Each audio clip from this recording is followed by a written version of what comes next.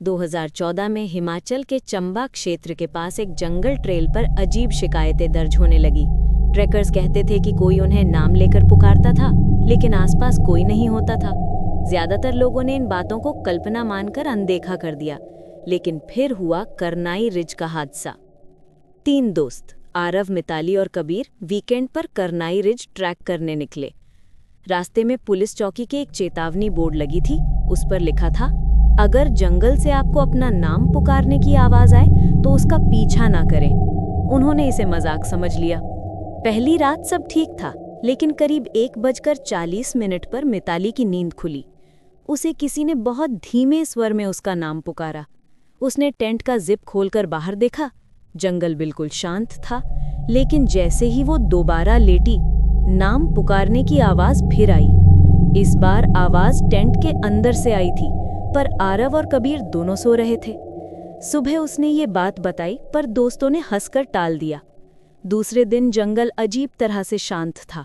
कोई पंछी नहीं, कोई हवा नहीं, जैसे जंगल सांस रोककर खड़ा हो। दूसरी रात 2:15 पर आवाज फिर आई। इस बार तीनों के नाम पुकारे जा रहे थे।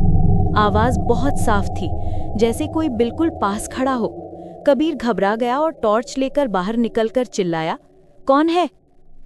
जंगल ने उसी की आवाज उसे वापस लौटा दी, उसी टोन, उसी अंदाज में। लेकिन आवाज थोड़ी खिंची हुई थी, इंसानी नहीं लग रही थी। आरव के गोप्रो कैमरे में सब रिकॉर्ड हुआ। टाइम स्टैम्प दिखाता है, रात 2:27। घाना धुंध चारों ओर फैल रहा था। कैंपफायर की लौ अजीब तरह से कमजोर पड़ रही थी। और फिर उनके चारों ओर पदचापों की आवाजें आने लगी, कभी पास कभी दूर, जैसे कई लोग उनके चारों तरफ गोल गोल घूम रहे हों। गोप्रो में एक धुंधली आकृति भी दिखी, लंबी, बहुत लंबी, चेहरा बिल्कुल सपाट। वो धुंध की सीमा पर खड़ी थी, बिना हिले, बस देखती हुई। कैमरा उस पर फोकस ही नहीं कर पा रहा था। आरव की आवाज कांप रही थी जब वो बोला, वो इंसान नहीं है, वो पेड़ से भी लंबा है।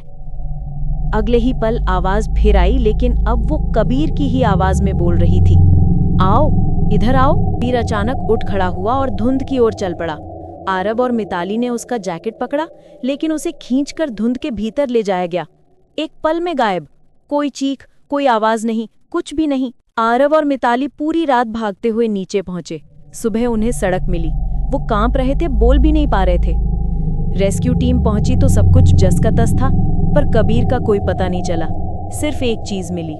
नदी किनारे एक पेड़ पर गहरे खरोंचों से एक लाइन लिखी थी। उस पर लिखा था, ये तुम्हारी आवाज नहीं है। उस घटना के बाद वो ट्रेल हमेशा के लिए बंद कर दिया गया। लेकिन आज भी स्थानीय लोग कहते हैं कि अगर कोई करनाई रिज के पास जाए तो धुंध में अभी भी वही आवाज गूंजती है।